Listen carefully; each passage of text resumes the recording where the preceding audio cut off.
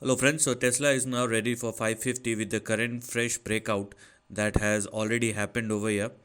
No doubt that this particular stock suddenly turns volatile and it falls below the breakout level, but uh, it was a fluke, and now the stock started trading once again above the breakout level, which is 476. So moving forward with the current price positioning we have for Tesla INC, with this fresh breakout that has happened above 476 has now become your support, and we have 468 as far as the stop loss is concerned.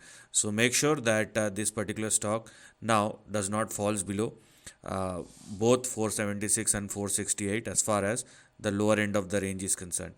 Now what lies ahead is the next big question which we have in front of us, and for that we have a very specific range to be looked at. If you simply connect the dots over here, you will see how and where the stock is probably moving with this fresh breakout.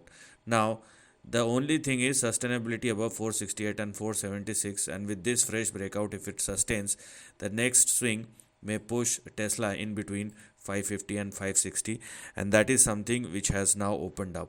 The only thing is you must make sure that this particular stock does not fall below the breakout level, which has happened once, but if it sustains, then we have this range which is now active. So this is the end of the video. Thanks for watching.